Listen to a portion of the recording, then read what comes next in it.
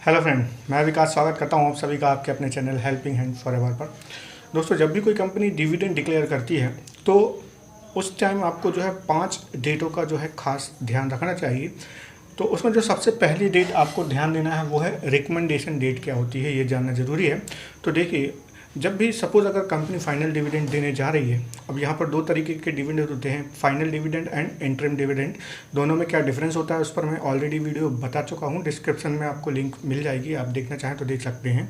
तो सपोज़ एक company final dividend बनाने जा रही है, फाइनल डिविडेंड देने जा रही है, तो सबसे पहले जो उनके बोर्ड डायरेक्टर हैं, बोर्ड ऑफ डायरेक्टर, वो एक बोर्ड मीटिंग लेंगे और उस बोर्ड मीटिंग में जो भी फाइनल अकाउंट बनेगा कंपनी का, उसके बाद जो भी प्रॉफिट के हिसाब से वो एक डिविडेंड जो है वो रिकमेंड करेंगे। सपोज़ कि बोर्ड ऑफ डायरेक्टर ने मिलकर सोचा कि हम ₹1 पर शेयर जो है वो डिविडेंड देंगे। तो अब यहाँ पर जो है वो रिकमेंड कर दिया गया है बोर्ड ऑफ डायरेक्टर्स की तरफ से कि कंपनी ₹1 पर शेयर का डिविडेंड देने जाएगी।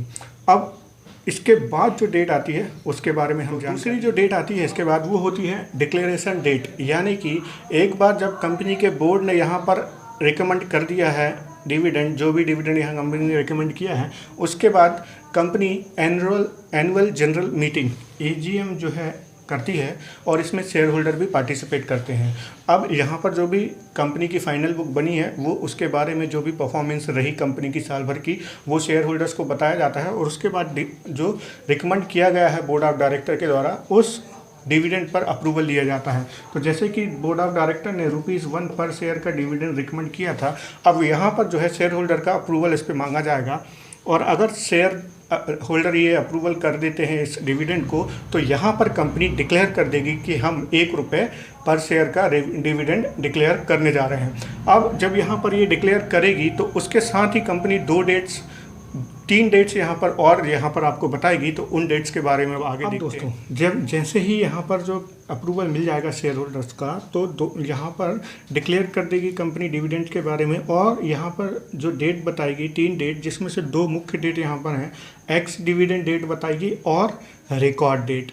तो एक्स डिविडेंड डेट क्या होता है? एक्स डिविडेंड डेट वो होती है जब कंपनी जो है एक्स डिविडेंड होती है, मींस जो भी वो डिविडेंड दे रही है उसके बाद जो प्राइस वैल्यू होनी चाहिए कंपनी की, उस प्राइस पर वो एडजस्ट हो जाती है। तो इसीलिए आपने देखा होगा कि जैसे जब भी कंपनी की एक्स डिविडेंड या एक्स बोनस या जो भी एक्स डेट होती है, उस डेट पे कंपनी का शेयर बहुत ज़्यादा नीचे आ जाता है। तो एक्चुअली वो उसमें इतना ज़्यादा सेल ऑफ नहीं हुआ होता है, वो एक कॉर्पोरेट एक्शन होता है। जैसे कि यहाँ पर डिविडेंड है, हो सकता है बोनस के दौरान हो, तो अगर डिविडेंड के दौरान हो रहा है तो वो डिविडेंड एक्स डिविडेंड होगा वो शेयर, और जो एक्चुअल सही प्राइस आनी चाहिए उस प्राइस से फिर एक्स डिविडेंड डेट से यहाँ पर शेयर ट्रेड होता है।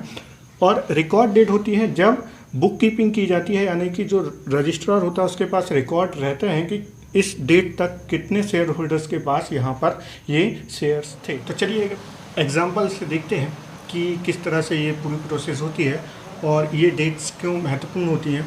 तो सपोज़ एक ABC कंपनी है जो कि ₹10 का प्राइस है उसका अभी करंट में, और कंपनी ने ₹1 पर शेयर का डिविडेंड दिया है। अब सपोज़ किसी भी महीने की 9th को कंपनी का जो अभी ट्रेड हो रहा है शेयर वो ₹10 के भाव पे हो रहा है। तो अगर 9th को एक शेयर होल्डर है जो कि A, वो अपने शेयर सेल कर देता है ₹10 के प्राइस पर और इन्वेस्टर B उसको परचेस कर लेता है। तो अब यहाँ पे होगा क्या कि ये शेयर्स A से B के पास चले गए हैं, तो अब रिकॉर्ड डेट में किसका नाम होगा? A का नाम होगा जिसने सेल कर दिए या B का जिसने खरीदा है? तो देखिए, A ने यहाँ पे सेल कर दिया है, B ने लिया है, तो B का हो गया।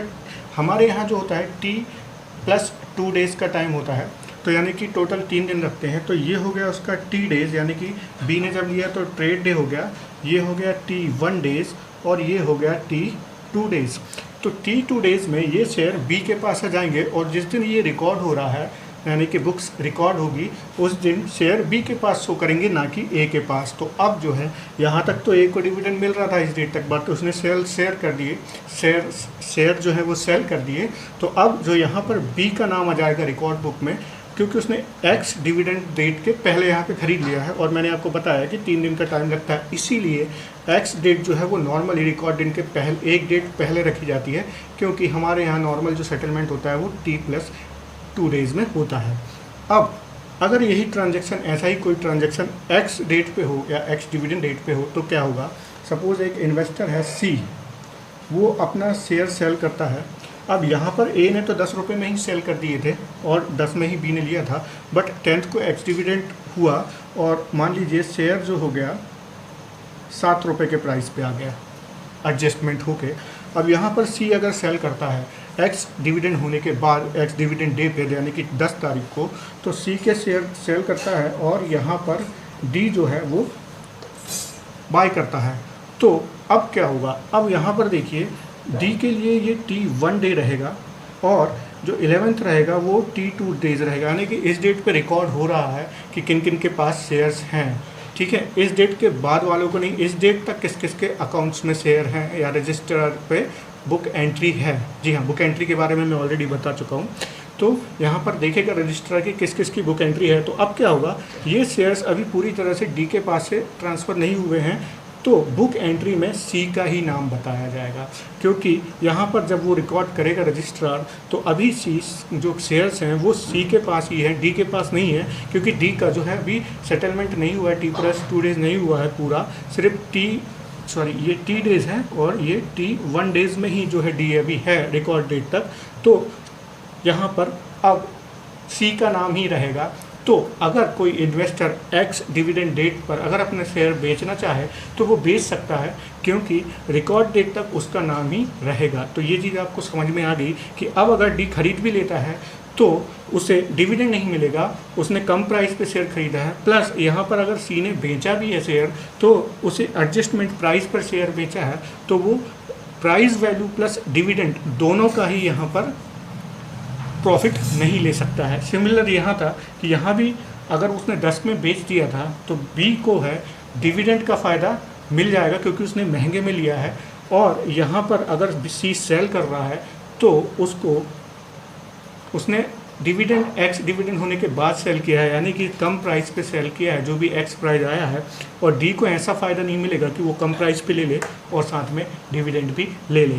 तो इस तरह का जो है फिर यहाँ पर ये ट्रांजैक्शन होते हैं। तो अगर हम देखें तो रिकॉर्ड डेट में शेयर किसको मिलेंगे, तो एक तो मिल जाएगा बी को, क्योंकि बी ने खरीदे हैं, तो यहाँ पर उसका T2 डेज़ का पूरा ट्रांजैक्शन हो रहा है, और सी का नाम भी यहाँ पर रिकॉर्ड डेट में रहेगा। ए और डी का नाम नहीं रहेगा क्योंकि ए ने एक्स डिविडेंड होने के पहले बेच दिया, यानी कि जो बी का ट्रांजैक्शन पूरा हो गया रिकॉर्ड डेट तक, बट यहाँ पर सी ने डी ने जो खरीदे हैं वो एक्स डिविडेंड डेट पे खरीदे हैं, तो उसे जो है डिविडेंड का प्रॉफिट नहीं मिलेगा। तो ये लॉजिक होता है एक्स डिविडेंड डेट का और रिकॉर्ड डेट का।